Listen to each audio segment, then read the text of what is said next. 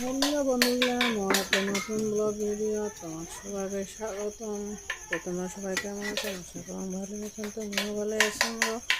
তো দেখো আমি কাটিয়েছি পনির। তো পনির দিয়ে পনির কি দিয়ে বানাম ওটা তোমাদের সাথে অল্প শেয়ার করলাম। তো তোমরা ভিডিওটা স্কিপ না করেন, সম্পূর্ণ ভিডিওটা সবাই দেখেন অল্প।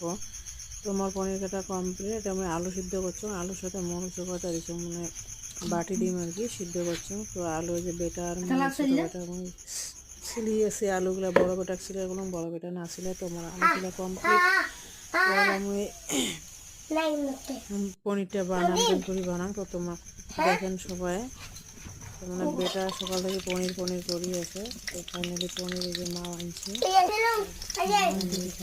কেমন করে রান্না। তো তোমরা দেখো, আর তোমার যদি মনে হয় যে এগুলো রান্নাটা ভালো লাগছে তো তোমরা চেষ্টা করে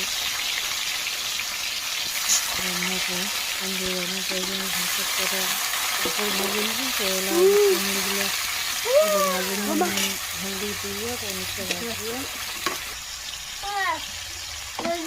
পনিরটা যে ভাজা হয়ে গিয়েছে।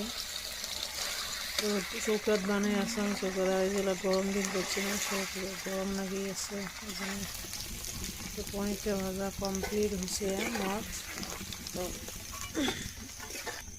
এলা আমি যে তেল আমি চিরাং তেজপাত মরিচ আর পাঁচফোড়ন, তোমরা চাইলে গোটা জিরে দিবার পারেন। তো মোর জিরে নাই, ওই জন্য আমি পাঁচফোড়ন দিছো। তো এটা আদা আর মরিচ বাটি দিয়েছিলাম, তো এটা তোমাকে দেখাই তোমার রান্না কমপ্লিট, মানে গোটা ভিডিওটা তোমাকে দেখে না পারো। তো এইখানে তোমার ভিডিওটা